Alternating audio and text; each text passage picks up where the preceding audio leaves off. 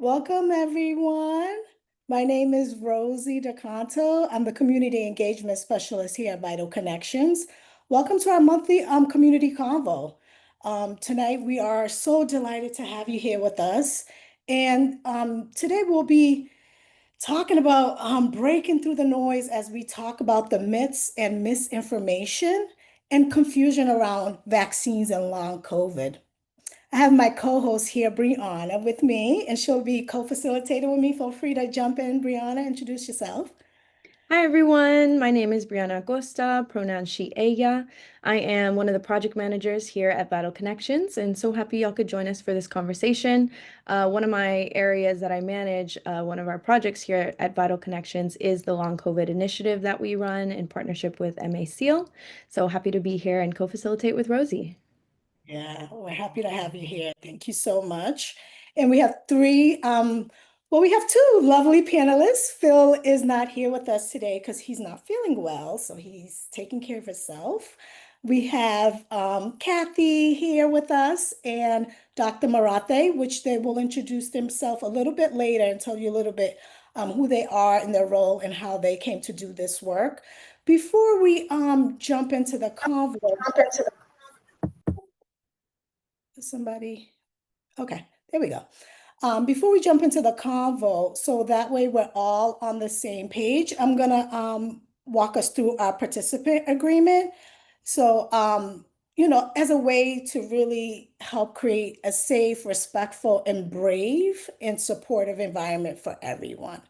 So, because of time, we just usually I have the community and people jump on in, but we have really a long we have a lot tonight, so I'm gonna read the actual participant agreement, and then Brianna will share a slide with some helpful information around COVID and vaccine.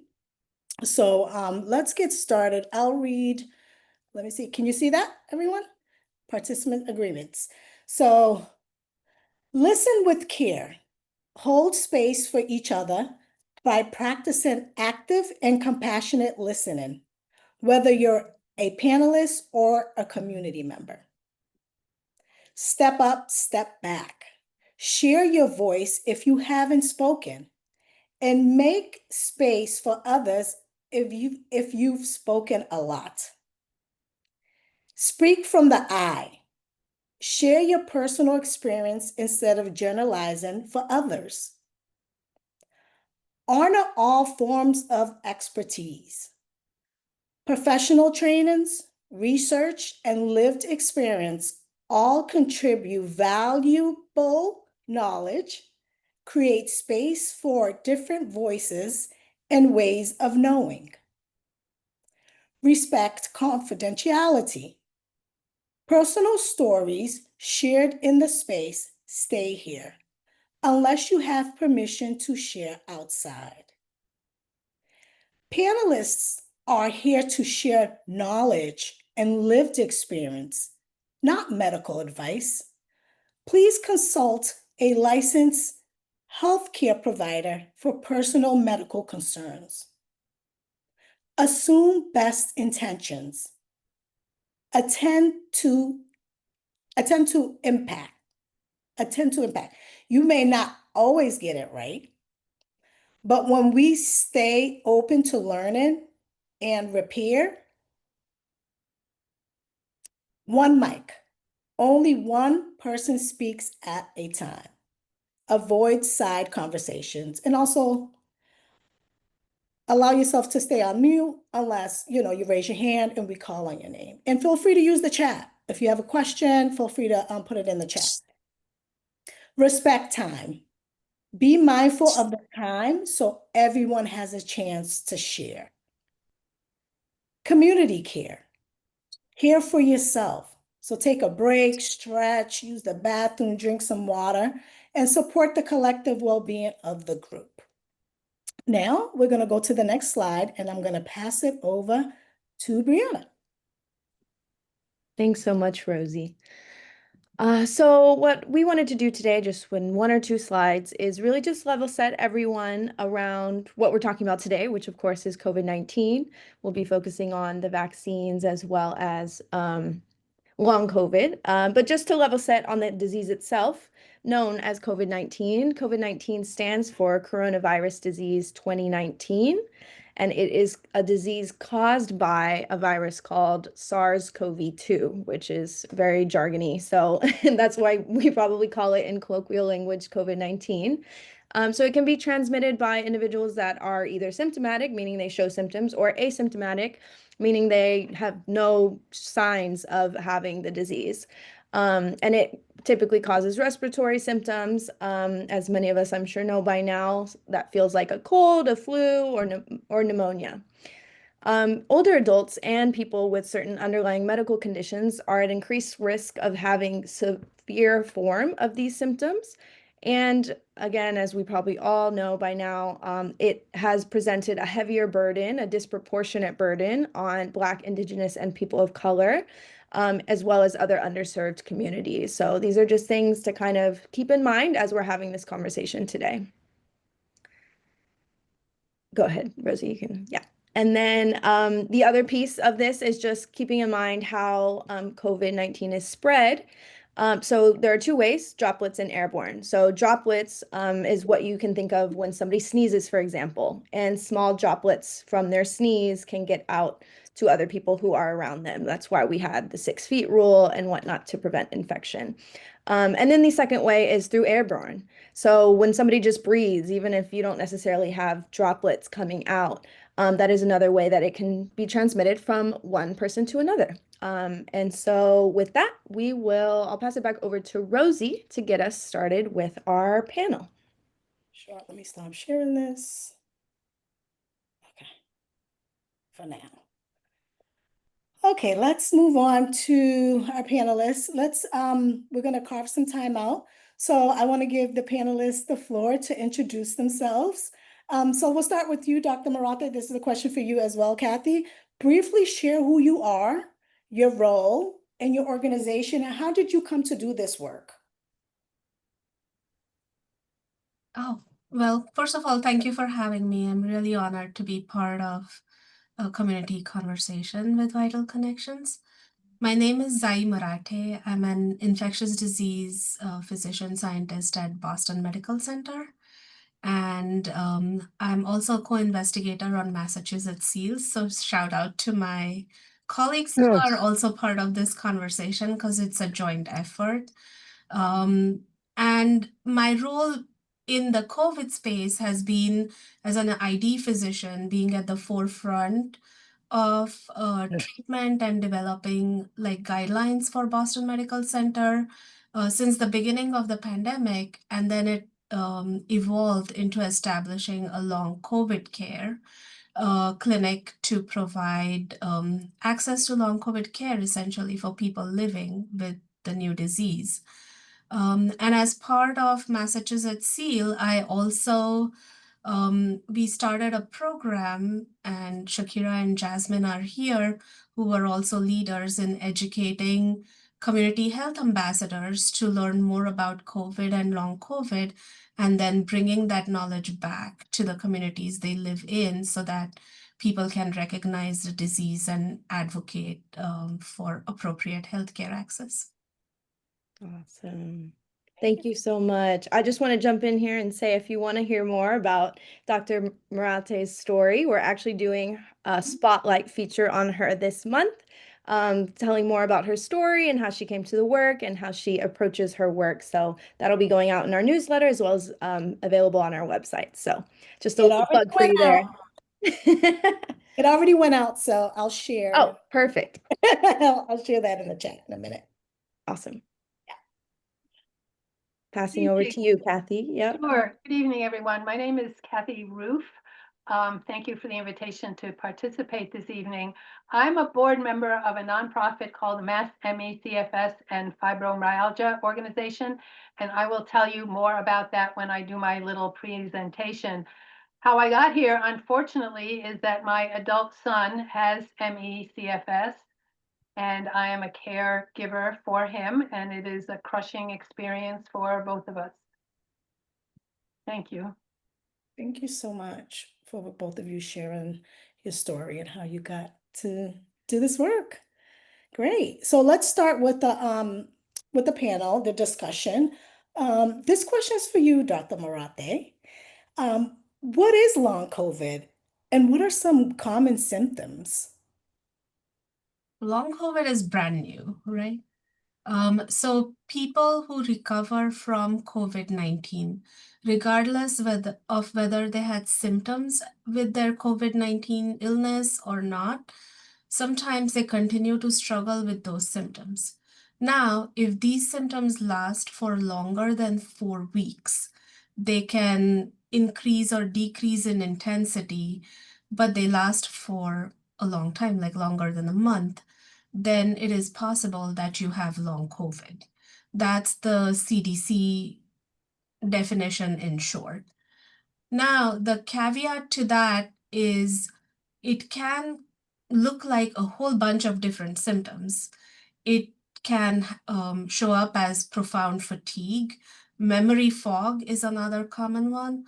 A lot of people experience loss of smell and taste, palpitations, chest pain, respiratory problems like shortness of breath, and then GI problems, just like nausea, vomiting, diarrhea, are quite common. But it's not one size fits all, and over 200 symptoms have been described with this disease. 200, that's a lot. That's a lot. I know. I didn't expect Yeah. 100. I think that can be definitely overwhelming to try and figure out if somebody, if myself has long COVID or anyone for that matter. And actually, I feel like that kind of goes nicely into our second question, which is for you, Kathy. You said you work for a nonprofit called Mass ME/CFS and Fibromyalgia Association. What is MECFS? And I can put that acronym in the chat just so people hear me clearly. And what is the connection between MECFS and long COVID? Right. So MECFS stands for myalgic encephalomyelitis, which is the ME. It's along 2 words. And CFS, some people may have heard of as chronic fatigue syndrome.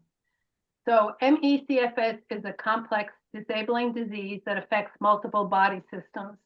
The connection with long COVID is that they both present a wide range of symptoms, like that recording. Okay, right. we're back on. So a wide range of similar overlapping symptoms and health problems, like Dr. Marathe said, extreme fatigue. Also, something that's related to that called post-exertional malaise, which is tragically ironic that if you do expend energy, it makes you a lot worse. There's a penalty for trying to do anything that exceeds your small energy envelope. Unrefreshing sleep, brain fog, pain, muscle aches, and weakness, and so on. One of the differences, it's a small one, is that in ME, there is not typically a loss of taste or smell, but otherwise there's a strong overlap. In many cases, most cases, ME/CFS is triggered by a virus, such as long COVID or other infection. It also can be caused by trauma and other causes. What's interesting, based on the new research, is up to half of patients with long COVID will go on to be diagnosed with ME/CFS. In fact, a new study that just came out concluded that 51% of people with long COVID, in fact, have ME/CFS. ME/CFS affects between 5 and 9 million people in the United States, and up to 3/4 of those patients qualify or would qualify for disability benefits. It's hard to come by some certain data because it isn't collected. In fact, the long history of ME/CFS as being dismissed and stigmatized, it's not widely understood or funded. More recently, and Dr. Marathe, you can concur with this, I believe that ME/CFS and long COVID are among several infection-associated chronic conditions that are now in a similar umbrella that also include chronic Lyme and fibromyalgia. Similar symptoms, similar approaches, and in most cases, the diagnoses take a long time for people to figure out, maybe less than a few years ago, and in fact, the treatment is for various symptoms. There is no cure for ME/CFS, and there's no one size fits all. I know for my son, he's always trying a new combination of treatments and supplements. We know that there are health disparities in long COVID and ME/CFS resulting from inequitable access to good medical information and proper providers, also timely diagnoses, and the costs of care and treatment.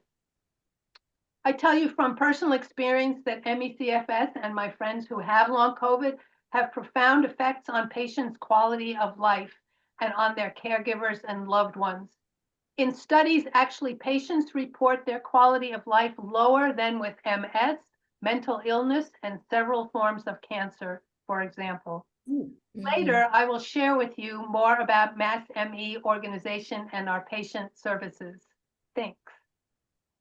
Awesome. Thank you so much, Kathy. So much.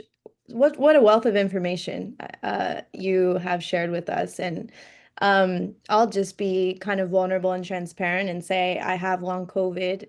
And, you know, I had never heard of ME/CFS before I actually got connected with Kathy and her organization.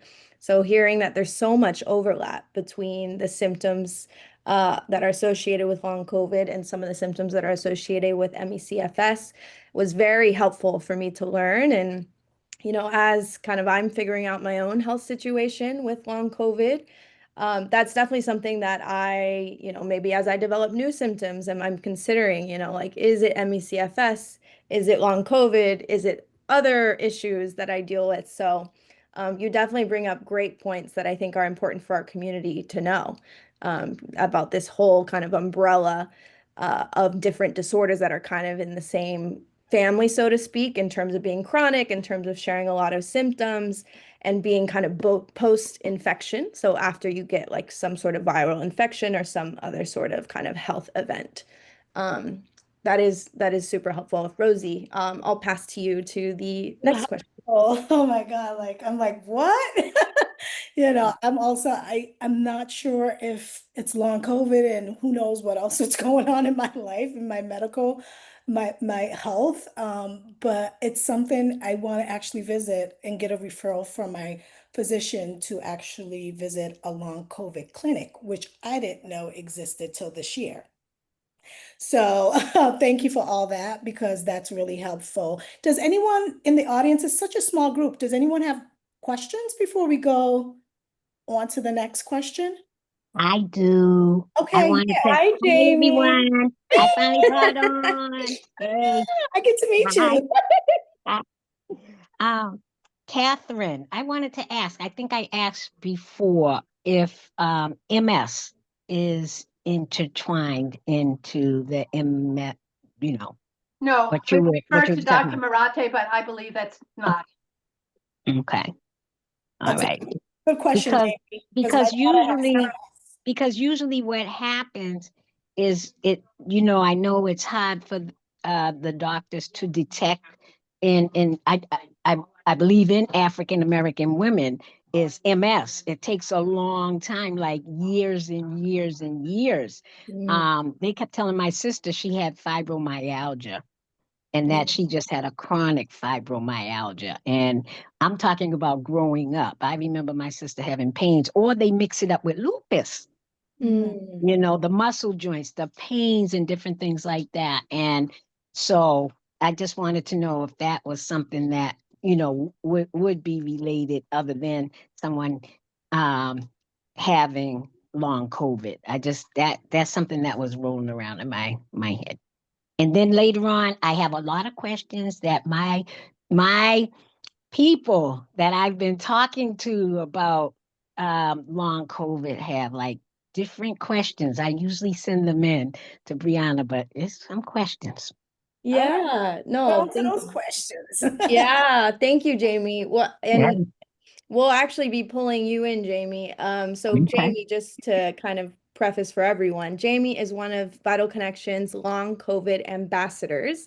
And so she has been working with us over the last couple of years to provide information and support around long COVID, all things COVID, to the community. So you may have seen her out and about, along with our other ambassador, Elsa. So they are amazing and great at what they do.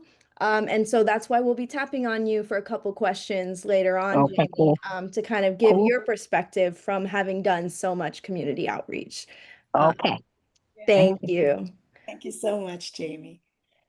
Next question is for both of you, Dr. Marathe and Kathy.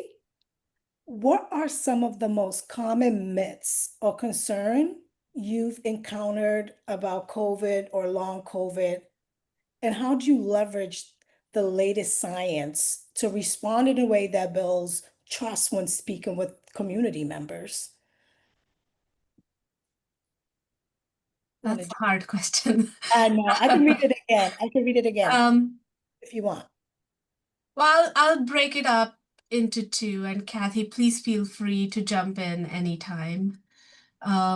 But in terms of COVID, when COVID-19 hit, the guidelines kept changing and they changed on a day-to-day basis. And what happens is that's not good for trust in the community. Because one day you tell them, oh, masks are not required. And the next week it is like, oh, 6 feet of distance, everybody mask and stay home. And it's like getting a whiplash on a daily basis. And I think it highlighted how much mistrust and distrust can rapidly spread within the community when information is constantly changing. I think what we as a medical community, as well as probably the public health officials, could have done better is educate the people about why the guidance was changing. Because it was a new virus. We did not know much about it from the get-go. And we were trying to build a plane while we were flying. Like we were already mid-flight and everything was falling apart, right? And I think that just trying to keep everything together, we lost sight of who is being impacted and how best to communicate with those who are hardest hit so that we can make a difference. I think we could have done that better, but that set the stage for a lot of like misinformation to be spread. The second thing that happened were the front-facing communities. So a lot of the BIPOC community members who work in essential services, whether it's like customer-facing services or healthcare services, are always interacting with a whole bunch of people. And they caught COVID really early on when we didn't have enough tests. And then we started denying people testing, not because we wanted to create disparity, but just from sheer availability, right? But when you are the person who is experiencing symptoms and you're being denied something, healthcare, we could have done better in terms of supporting people and getting them to a place where they maintain their trust in us. And again, that set the stage for like a domino effect of why people started turning to social media or platforms that provided alternative explanations for what was going on. And it kind of snowballed from there. Kathy, I don't know if you want to join in about the COVID-19 piece. Well, I'm not informed as much about COVID-19 except where it overlaps with ME. But I will say in terms of myths, I think one of the most persistent and disturbing is that ME isn't a real thing. And for decades, it has been dismissed under numbers of names. It was called the yuppie flu. It was seen as a women's illness because it tends to affect more women. So sort of this women's hysteria type of thing. And that was, caused a lot of people to go for many years without an adequate diagnosis.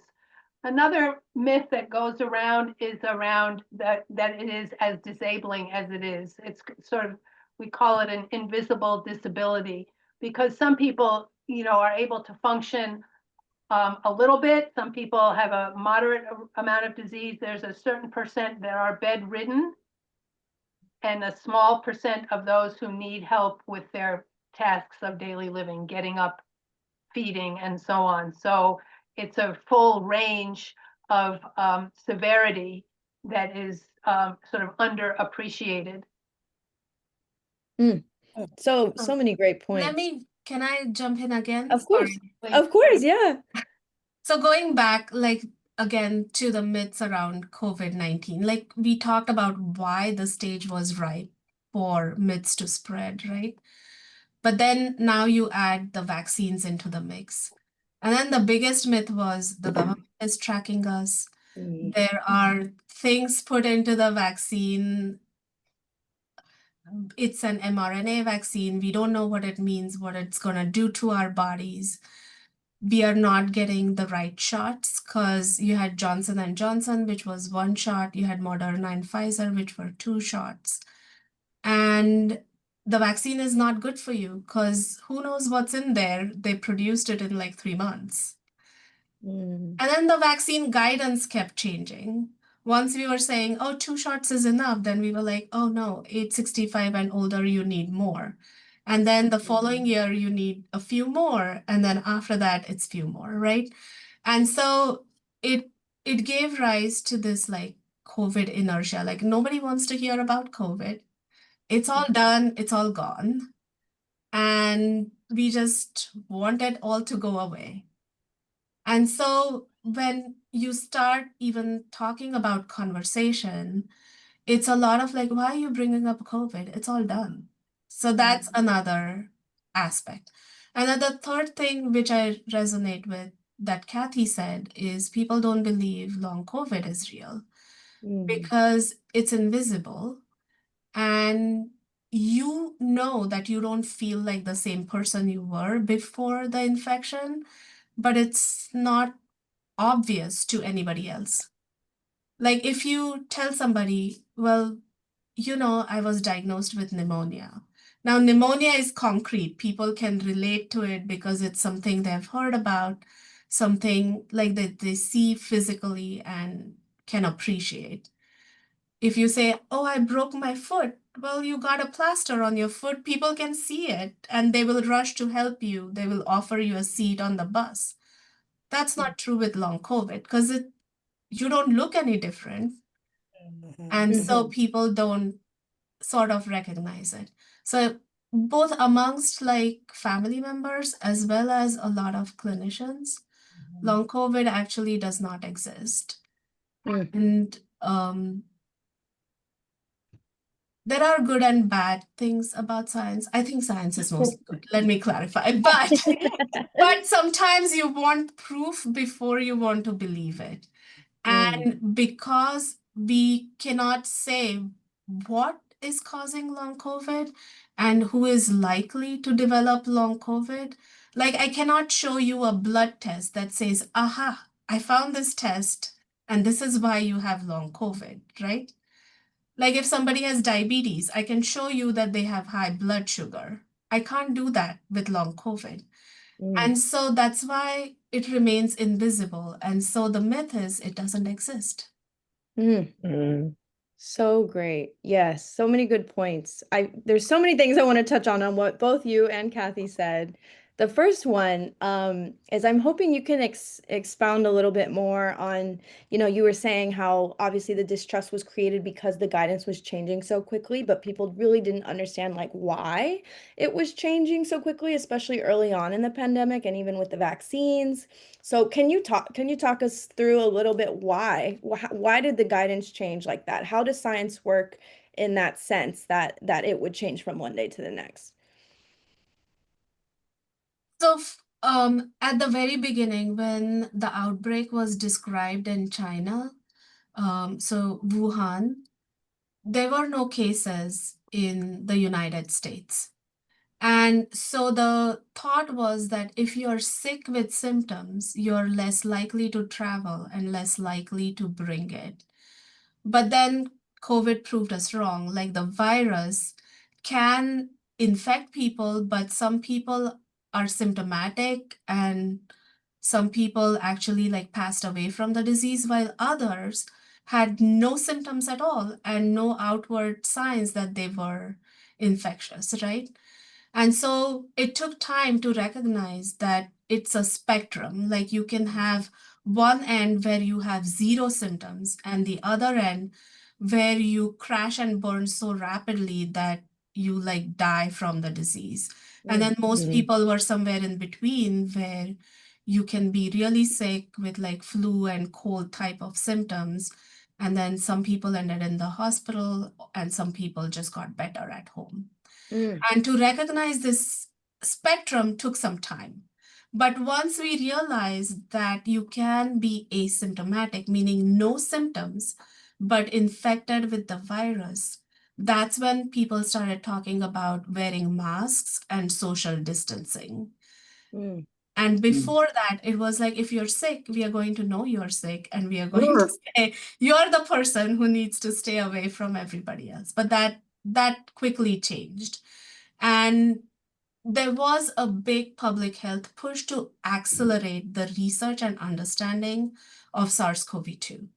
Like, I'm not sure people realize that for any medication or vaccine to come on the market, normally it takes upwards of 10 years. But with the sheer number of people dying from SARS-CoV-2, the government and NIH partnered with industry to fast track everything and accelerate everything so that we were able to get ahead of it quicker. Now, fast tracking does not mean taking shortcuts. I want to say that there was Great still point. good research done, and there were extensive studies done. Like, I'm not sure if people in the audience remember, but President Trump caught SARS-CoV-2 virus, was really sick with COVID-19, and he actually received Regeneron, which was IV medication that was being studied at the same time that the President of the United States was administered it. And so there was a lot of like extensive science behind what was being done. And so fast tracking did not mean like shortchanging anybody or taking risky shortcuts that would affect outcomes. However, what fast tracking does do is it doesn't give you enough time to recognize what happens. So for example, when you get the vaccine, right? Some people, I'm sure people have heard about others after vaccine, they feel sicker than before they got the vaccine. Now, in the normal course of research, you would have had time to prepare for that and recognize people who might have adverse events. But when you're fast tracking everything and it's for like the greater good, you're making decisions that say, this is what is going to help us have a healthy society, and our success rate is really high. So let's give the vaccine to everybody because we know it worked in this group of individuals. And then unfortunately, you may have a few side effects that the government is still tracking. So there is a reporting system for that. But again, once you hear about somebody who had a bad reaction to the vaccine, you don't want it for yourself. That's what happened to So me. it's always like a balancing act, right? Oh, yeah. And so I think that there's lots that went behind like the science of developing both treatments. So like Paxlovid is still available for treatment of COVID-19. Remdesivir, which is an IV medication, is still available for treatment of COVID-19. And they are pretty effective, like close to 88 to 90% effective. So Mm. So even though it was fast-tracked, we still had really good scientific outcomes from the research that was done. Awesome. Thank you so much for clarifying that. I think that helped me as well. Rosie, were you about to say something? I don't want to cut you off. Yeah, because I was thinking of long COVID. What types of people, groups of people are more likely to experience long COVID? Is it younger people, older people, people of color? Is there any data around that? Yeah, there is a lot of data. Mm. So the groups that are hardest hit, initially it was the older age, but now it is mostly middle age, white women. Mm. Interestingly, people who identify as belonging to white race changed with the CDC survey. It's mostly Hispanic Mm. and followed by white, followed by African American. But depending on which group of individuals you're looking at, it's mostly women in the age group of 40 to 60, Mm. people who identify as transgender, and people who had Mm. pre-existing disability. Those are the four common groups. And then when you talk about racial disparities between who is actually experiencing, a lot of times it's the people of like BIPOC communities, but largely like Hispanic group Mm. are overwhelmingly affected.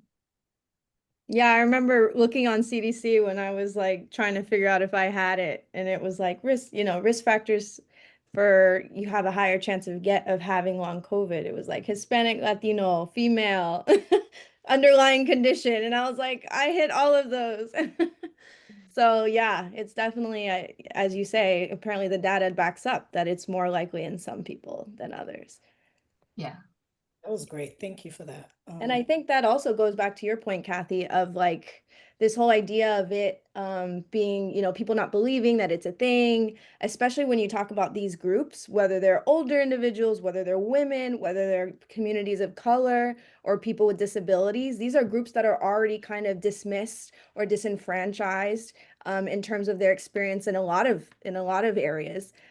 So when you talk about them also now developing long COVID or ME/CFS, that's kind of a more invisible health problem.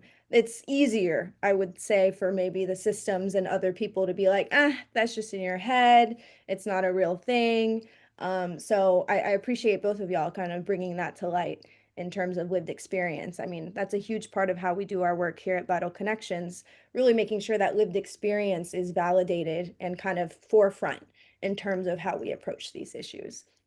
That being said, I would love to hear if there's any kind of, I know you mentioned a few, Dr. Marathe, Paxlovid and some of the others. I'm not going to lie, I have trouble with the medicine names. Paxlovid is the main one that I remember, but these are treatments, right, for COVID. Can they also be used to treat long COVID? And can you talk about any recent advancements in knowledge around treatments for either COVID or long COVID? Sure. The treatments for COVID are like extensively now studied for the last 4 years.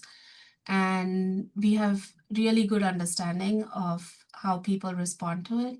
And so there are two oral formulations, so tablets, and one IV medication that is available for treatment.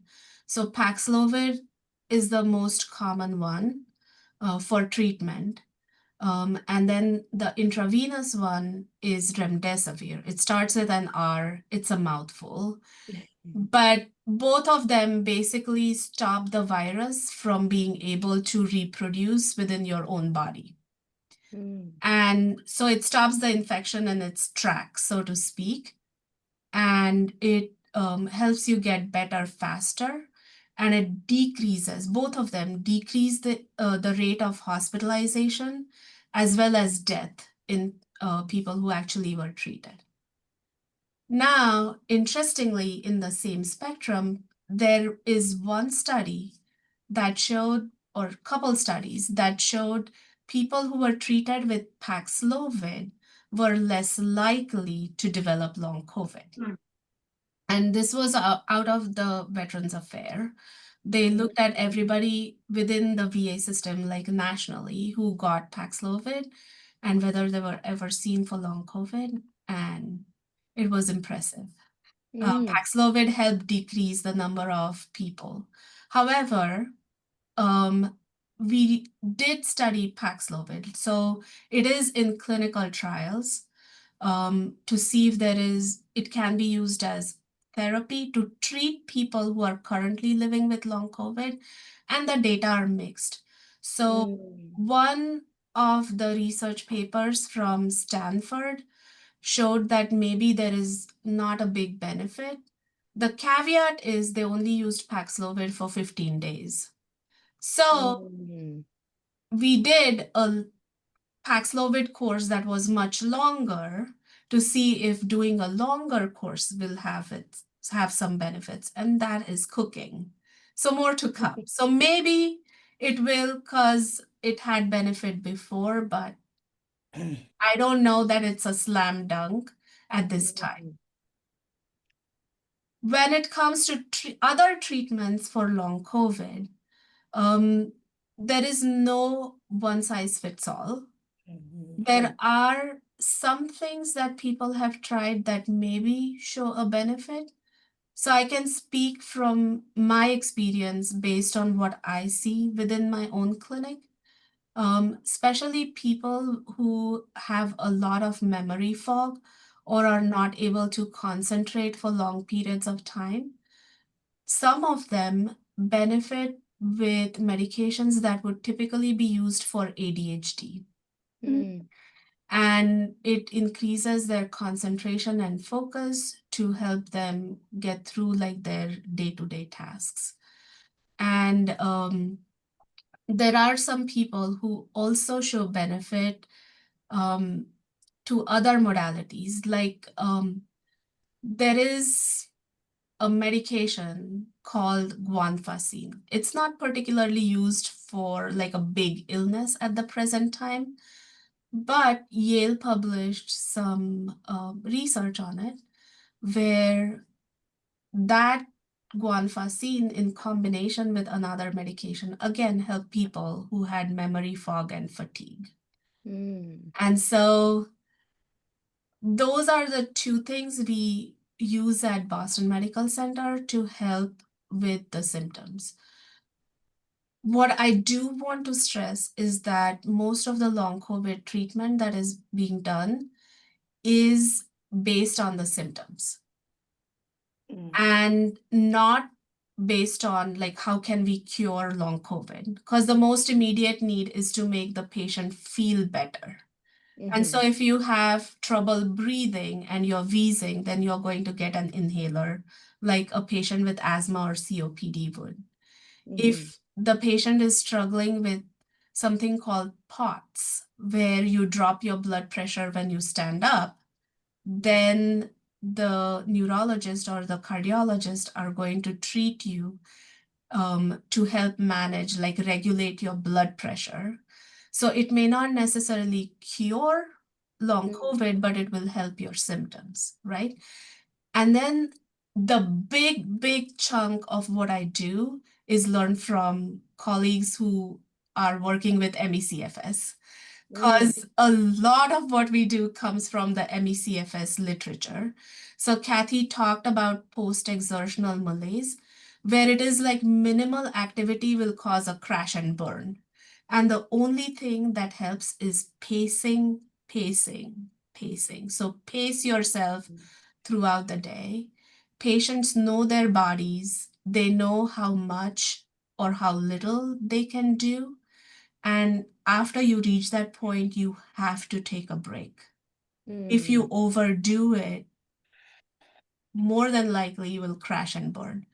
And so it sounds really terrible when you're talking to a patient because you're asking them to do less than what they're pushing themselves to do. But that is what is going to keep them feeling like themselves and being able to reaccumulate that energy pot that they have depleted to do their next task. Mm. And I mean, we learned from MECFS. They are amazing.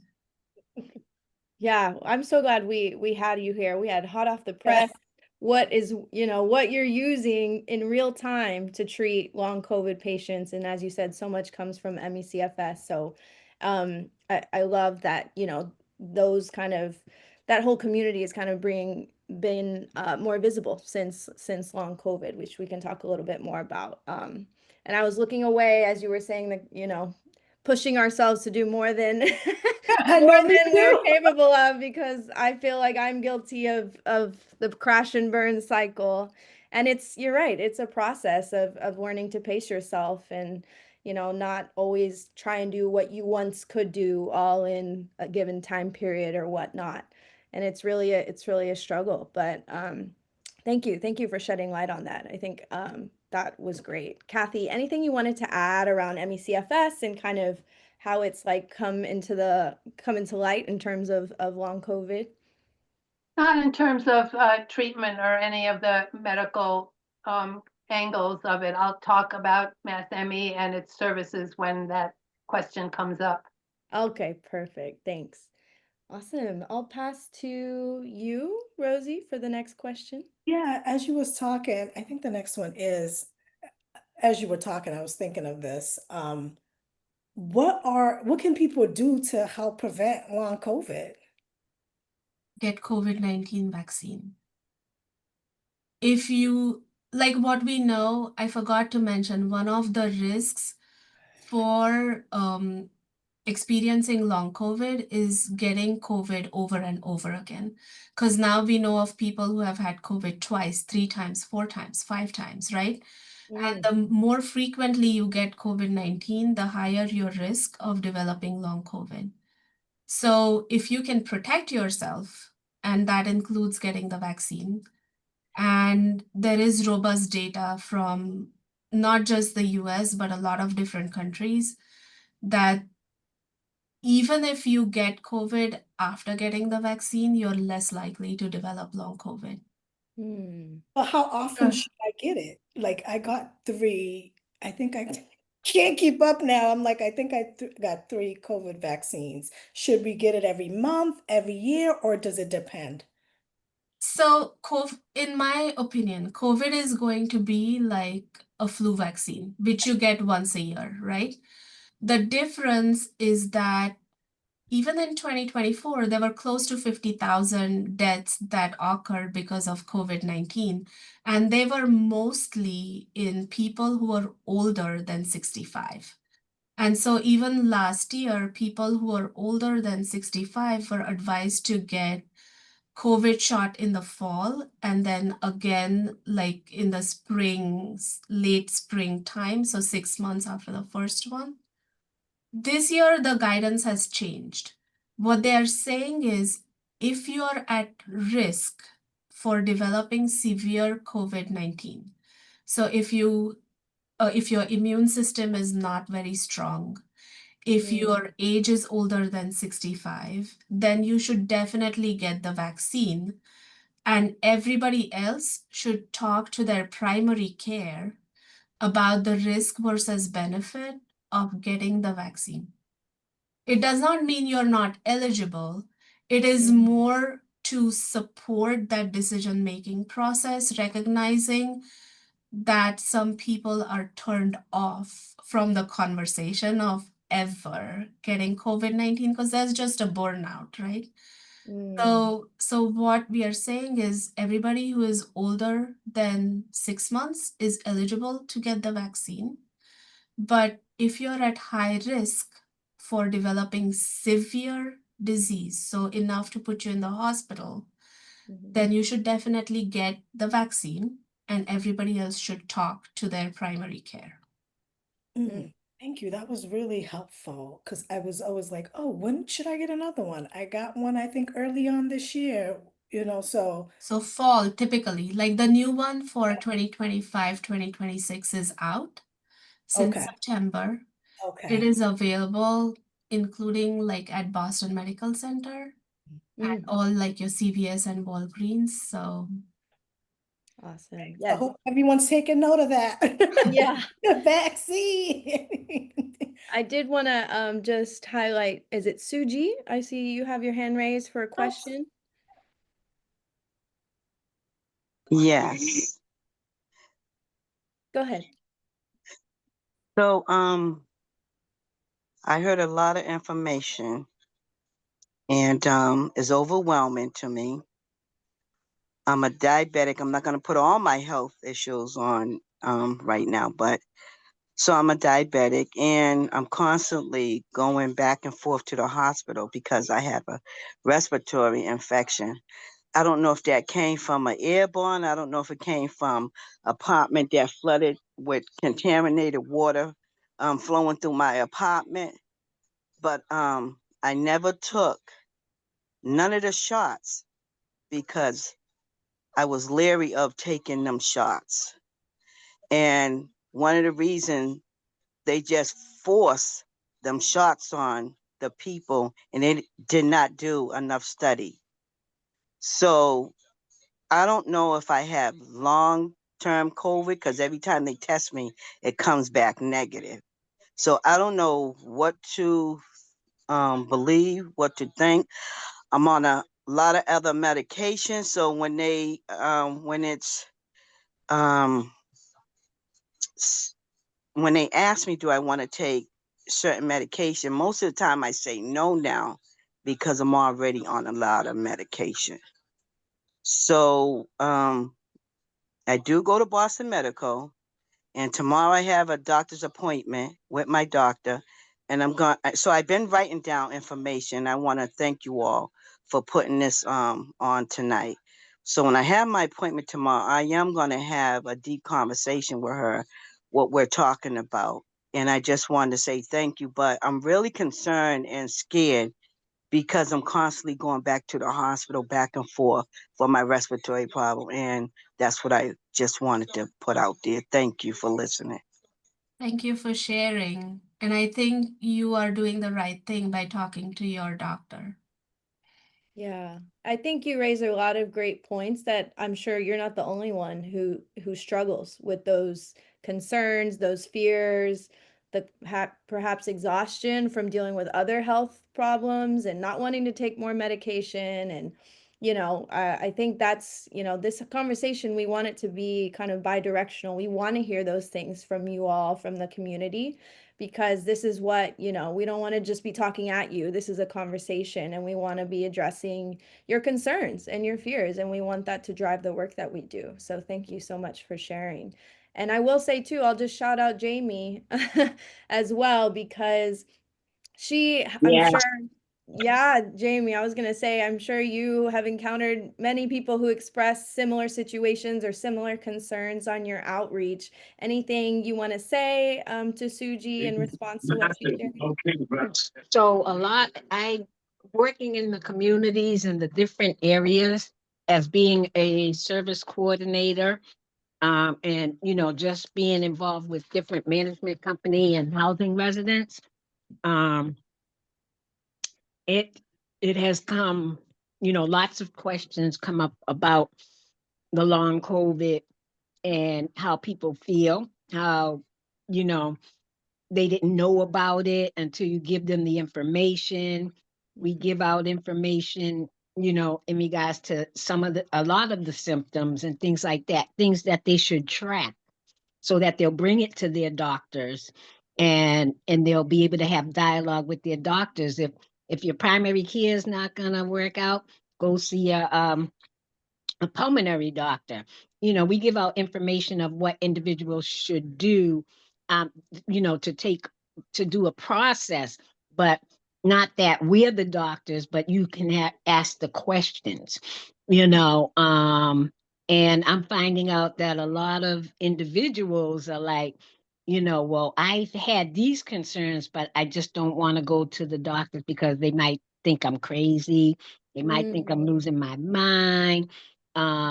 So just giving out that information is great. Like, just journal it. And then, if you have to go to your doctor 4 times, go, you know, and, with the Latino population, you convince them not to have the children speak for them, because sometimes they have the children interpret for them and they're feeling some kind of way and, something different is going on. So I'm learning a lot of that in the communities that I'm dealing with. Um, as well as questions about the babies and how do you know if a baby has long COVID, which I was like, wow, just different things that come up, like, you know do I have dementia or Alzheimer's, and can I go to you, can you connect me with somebody from the Alzheimer's Foundation? I mean, people have all those types of questions, but if you put it in, journal it or something, or, even if they give out my information and I can send you the the symptoms, and or like a little journal that you can bring to ask your doctor, it's okay, because there are just so many different things. People hit me with so many different questions. I just, send it back Yeah. to Brianna and them, like, these are questions, because they might have to come out, some way. That's a different question that, when reaching out to the community, may have to be, looked at by the experts. So Yes. yes. Thank you so much, Jamie. Oh, Yeah, you're welcome. Jamie is out there on the front lines doing this. Mhm. You brought up some great points around stigma from Mhm. healthcare professionals, maybe around people coming to them with their symptoms, or the need to advocate for yourself, right? That's Mhm. really important because, as Dr. Marathe said, not all physicians may be kind of as knowledgeable as others around long COVID and what it can look like, and kind of recognize it for what it is, as opposed to just rushing to another diagnosis of dementia or whatnot. So that's, you Mhm. bring up great points. And I want to Valerie recognize has her hand Valerie. Yep. Yeah. on. Yeah, so let's bring in Valerie, then we'll move on. Hi. This has been a really good session. A lot of my questions have been answered. I just wanted to share a personal story. I stopped taking the flu vaccine over 20 years ago, and then when COVID came out, I think I caught it 3 times. I never took the vaccine. I was scared to death of that thing. I just couldn't do it. When they started paying people to, take it and stuff, I was like, absolutely not. And Dr. Moss, I'm really bad at pronouncing people's names. You gave a lot of good information on, why they did. But then I was like, yep, I'm not going to be a guinea pig, and I just can't do it. But I understood why now, and you explained it really well, that they did do the research and stuff like that. But then you scared me when you said it usually takes 10 years, for them to get some real good research on, medicines and stuff. But you know what? You gave me good information all the way around, so I'm good. I'm still not taking any vaccines. But when I said I caught COVID 3 times, everybody in my family is like, "You're crazy. Do this, do that." I'm not doing it. It's just it's my choice, my body, and whatever. Um, and I have upper respiratory problems and everything. I have sleep apnea. I have um bronchitis, asthma, all this stuff, but I just could not do it. But I did take the PEP, or you just said PAP, that one, the P one. I took Paxlovid. that, right? Yeah, Paxlovid. Um, I thought it was like when you call, you have had to have the system. You can have the system no longer than 3 days or something to that effect. And then you're on the pill for, like, I thought it was 5 to 7 days. Um, and it cleared it up, because Mm. those 3 days was half ATL for me. And I thought I was dying. I swear it was really bad, but I got through it. And the first time I caught it was I think I had COVID like in 2019, because when I caught it in 2019, because they wasn't even sure back then exactly, what it was. I got it in December. I couldn't get rid of that stuff until March, because it was my birthday right before, the right before Boston closed down. Because it was my birthday. Bless you. And I was sick as a dog, and they didn't have the vaccine then, and they kept telling me, it's just your asthma, your bronchitis, everything picking up. But I couldn't get out of bed, I couldn't breathe, none of that stuff. You know what I'm saying? And I couldn't get rid of the cough. I could not get rid of that cough. It was horrible. But Mm. I'm just glad that it's over with. I'm glad that there's more information out there, and I swear by the Paxlovid. I'll do that before I do vaccines. But that's my own personal story. Mm. And I'm glad that I got through it. Stop biting me. Y'all said the puppy's cute. He's cute and bad. I know he's biting me. But yeah, I heard a lot of good information because I mean, there's another event going on tonight, but I was definitely going to be here tonight, because I wanted the information, and I'm so happy that you all are doing this tonight. So thank you so much. Thank you, Valerie, for sharing your story. Yeah, thank you. It warms our hearts so much that you're getting so much out of this talk. And don't worry, it's recorded and will be posted as well. So if you want to share with your networks, feel free to do so, and come back to it. I do want to recognize we're kind of running up on time. So I'm gonna kind of do one last question around kind of vaccines and whatnot, and then we can jump to resources. So I know we've talked a lot about it and we've heard from the community a lot about their concerns around vaccines and whatnot, and all the good information we've shared here. Where are some other trusted kind of sources of reliable science-based information that we can go to for anything related to COVID vaccines, long COVID, especially in the context of kind of recent conflicting, perhaps federal guidance and whatnot around this topic. So I'll pass that to you, Dr. Marathe. So I have Shakira and Jasmine here, and with the help of our CE team, we have built and disseminated a lot of information on the treatments as well as the vaccines, and we are happy to share those again. The Centers for Disease Control, so CDC, is always a good website. And then a lot of academic centers do have vaccine information which is available.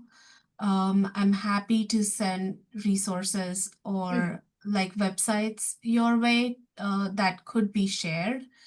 I also wonder if there are like more culturally appropriate website as well that we could curate, because there may be like non-English speaking folks in the community who want to read something in their own language.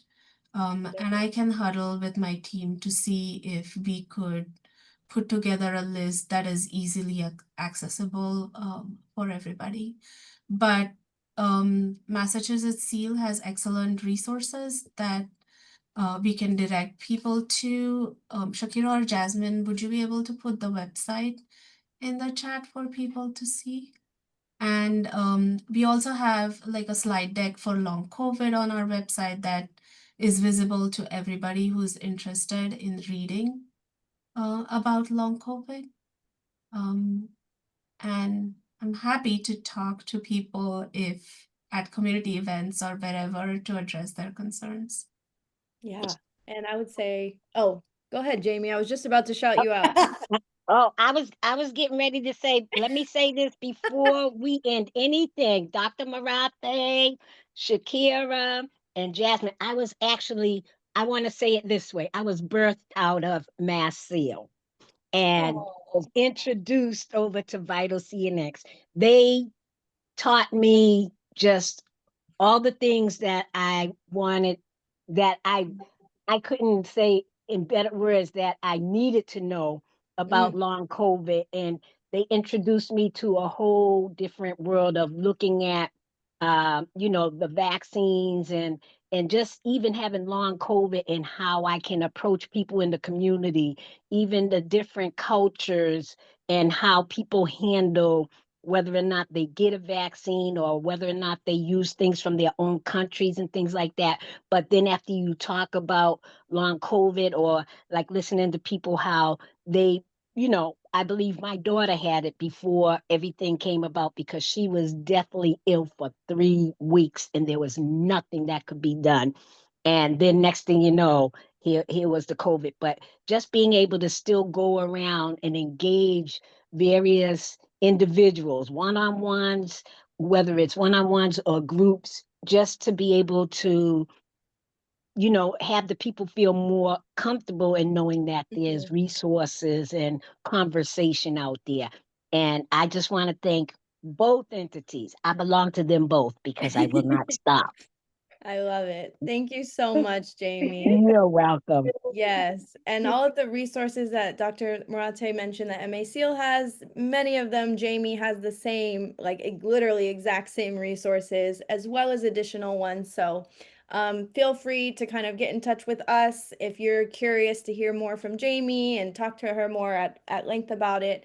And then the other thing I'll say too is around the different languages. Our other advocate, Elsa, she's bilingual in English and Spanish. So we've developed some Spanish kind of resources for that side. And we're actually in the process of trying to develop other languages as well, including Haitian Creole, Cape Verdean Creole, and things of that nature. So stay tuned. And in terms of all the things being posted in the chat, no worries. We will be sending out all these links and resources for you after this conversation is over, so you can reference them afterwards.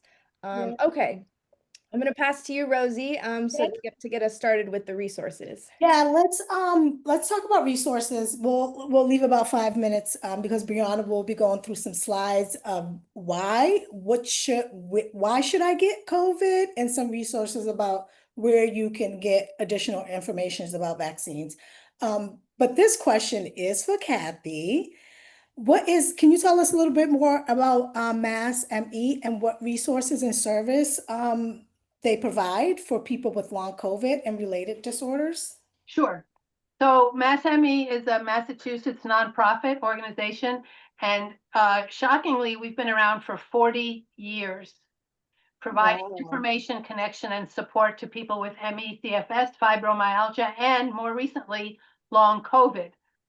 So one thing that differentiates our organization from other ones that do ME, CFS work is our direct support. Some of the other organizations focus more on research and policy advocacy. And what's interesting is that this focus is so strong that despite our core mission to provide services in Massachusetts, more than 40% of our donors and clients live outside of Massachusetts. Last year, we received twice the number of requests for services compared to before the pandemic. And that is a straight line to the long COVID population. And I just want to say again, it's hard to overstate, and Dr. Marathe can confirm this, how utterly isolated and frightened people are with ME, CFS, and long COVID, and how in the early stages of or before a diagnosis. And really how lack of understanding, information, and support can make a patient's symptoms and sense of isolation worse. So our direct support services help individuals regardless of their initial diagnosis or lack of diagnosis. We help them navigate the healthcare and social services resources available, and to provide access to a community of people who get it. And that's really important, because too often patients are dismissed by care providers who don't understand. So I'm going to go through a little bit of a list of the services we provide. One is peer-to-peer counseling, and that connects individuals to volunteers who have been in a similar situation. So if you're a parent of a child who you believe might have long COVID, we can hook you up with somebody who has navigated that experience. We also do a lot of healthcare provider referral by trained staff who identify appropriate healthcare professionals who are suited to address specific needs, regardless of the diagnosis or stage. We have a really robust patient-informed database of providers. We also provide SSI disability assistance, helping people walk through the application process people who are thinking about or in the process of applying for disability support, which some of you may know is a very strenuous process. We have support groups that offer opportunities for people to share experience under the guidance of a trained support group facilitator. We also have what we call Sunday conversations, not community conversations, but Sunday conversations. And they are either with a subject expert who does a presentation, or we alternate with breakout rooms where people can share in a smaller breakout, and sometimes people call them parties. We have a trove of online resource materials in all categories, including articles and stories of lived experience. All of the details about our services, along with information about how to request these services, is provided in the services section of our website. We also do offer healthcare provider education. We've done things at UMass Chan Medical School and other places like that. We do policy advocacy at the national and state levels. And I just want to say in closing that I'm so grateful for this opportunity. Reaching out to all communities is really vital to us, and we very much appreciate and value our collaboration with Vital Connections. So thank you for that. Oh, thank you so much, Kathy. Wow, so much there that people can take advantage of. Especially, it's very hard to find, I think, SSI, disability support, help with that application process, these support groups. Again, and just for people wondering, MassME is a membership-based organization, but very, I don't know if you have specific language you want to use, Kathy, around kind of accessibility in terms of cost of all these services. Right. So to get advice in our referral database, there's no charge. We do ask for people who are members don't pay for some of our annual meeting, but everything is affordable and most things are at no charge at all. Yes, they're very sliding scale friendly, all incomes, everyone welcome. They just want you to access, the services and programs that they offer. So we'll be including the link to their website and all that great information as well at the end of this. Go through the slides now, right? Just so why should we get? Yeah, sure. Go ahead. This is kind of just a visualization for everyone about a topic we've touched on kind of You see that? already. Yes. Oh, good. Okay. So here we just have a couple slides around just kind of summarizing why we should get the vaccine. Actually, I think this is, can you go one back? I think there's, sorry. Yeah, it's okay.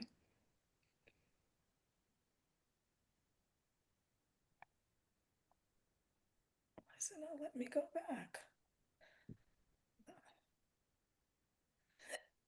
I don't know what I just did. Okay, hold on. Let me go back. Maybe click on or you can try using, okay, there we go. There we go. Oh, so hold on. I messed up. Okay. Well, before we talk about why, who are we talking about, right? When we say people should get the vaccine. Well, as Dr. Marathe mentioned, the COVID-19 vaccine, especially the most recent booster that has been developed and is out now this fall, is recommended for all adults 18 plus, as well as children 6 months to 17 years. But as she said, it's especially important if you're an adult that's 65 years or older, if you're someone who is immunocompromised or has other chronic conditions, if you're pregnant, breastfeeding, or planning to become pregnant, as well as for residents of long-term care facilities due to the nature of where they reside. And then just here we have included a quote from Massachusetts Governor Maura Healey around vaccines. She says Massachusetts has the best healthcare in the world. We won't let Donald Trump and Robert Kennedy get between patients and their doctors. When the federal government fails to protect public health, Massachusetts will step up. And this is kind of getting at what Dr. Marathe was saying around it being a discussion and a decision between yourself and your healthcare provider. And Massachusetts wants to facilitate that as much as possible. So if you do want to get the vaccine, you are very much able to. Next slide. And then, of course, again, the why. Why should we get the COVID-19 vaccine? Well, for one, immunity and vaccine protection decrease over time. So whether you've already had the actual disease, COVID-19, or you've gotten prior versions of the vaccine, it's important to stay up to date each year, as Dr. Marathe said, kind of like a flu vaccine. And the vaccine also boosts protection in terms of long COVID and the risk of developing long COVID, as well as, of course, severe disease of actual COVID itself, which is really important. And the WHO, which is short for the World Health Organization, the kind of global health body that kind of provides these recommendations, they emphasize revaccination again about 12 months after the previous dose for high-risk groups, which include some of those that I mentioned earlier, immunocompromised, older adults, health workers, and such. And then one final quote from our Massachusetts Commissioner of Public Health. He says, limiting access to vaccines is not just short-sighted, it is reckless. Massachusetts will not allow ideology to override evidence. Again, this is kind of a reference to perhaps conflicting and confusing federal guidance that's coming out lately, and really just making clear that Massachusetts is really determined to ensure everyone's access to vaccines, no matter who they are, where they live. And so that's also why we're doing this conversation today, to ensure that everyone has access to the information that they need. And here is a list of different places you can get free or low cost, mostly free, FYI. I'd be very surprised if you had to pay at any of these places to get a COVID vaccine. And I guarantee you some of them, you can even include your flu shot there as well. I actually just went to, what was it, CVS, and I got both for free, no ask for insurance, no nothing. So that is, I would say that concludes our presentation for today. I'll All pass this to information you. will be in the follow-up email. I've shared some of it in the chat, but look out for the follow-up email. So that'll be in there. So that way you have that information, and feel free to share it with your loved ones, the community, your neighbors. Yeah. Yeah, and then the last piece, I'll pass to you, Rosie, for the survey. Oh, I already put it in the chat, so feel Oh, free. perfect. It's been in there. Yeah, I like to start ahead, so give people time. So the survey's in there. Feel free to complete the survey. We want to hear from you. This is really important for us to help us drive this work forward. So feel free to complete the survey. And also, I wanted to just open up the floor again for the panelists if they have any final thoughts, comments, and also for the audience, if you have any questions, comments. I would And like to say something. go I ahead. would like Hey, to Jamie. say, I would like to just let everyone know, just get the word out as much as you can, um, in regards to individuals, wanting to, needing to know. I don't even want to say want. Everyone needs to know about long COVID. Everyone, I look at how, at one point the epidemic was AIDS. Now that's just like having the flu.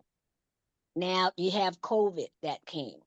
It took people out of here as well. Now that's just like having the flu, but it's coming back around again. So people still, we have to, it's like, let's move on to the next thing. We're talking about long COVID. COVID is still around, it's still lurking.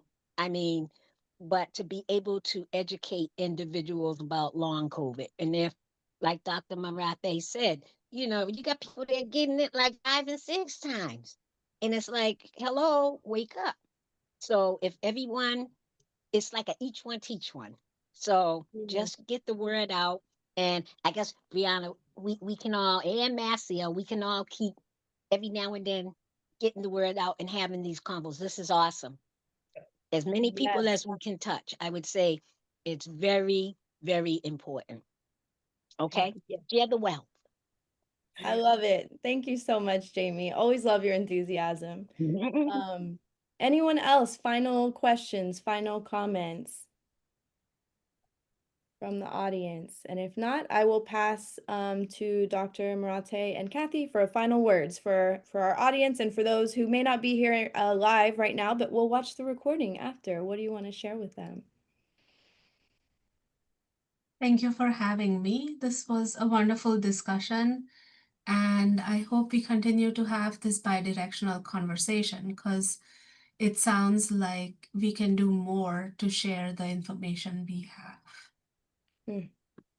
I feel similarly. I think collaborations and networking and sharing information is the only way that we can build and sustain our communities. So thank you again. Amazing. And Rosie, just kind of a logistics question, but important. For the survey, I know they're giving feedback on this conversation as a whole, but is there also a space for them to say, I want to hear more about X topic that we talked about here? Yep. Okay, perfect. That's on there Whether too. that's through this community convo forum or maybe through Jamie or through MA Seal, you know, what are your thoughts, concerns, desires for information in terms of COVID, long COVID, and perhaps even MECFS, those related disorders? So feel free to put all of that in the survey, and we will definitely take that into consideration to inform our work moving forward. So thank you. Awesome. Thank you. Everyone, thank you for Yay! joining us tonight. We Good hope job. everyone has a great night. Stay safe. Bye. Thank Enjoy you. your night. Good night. Good night, everyone.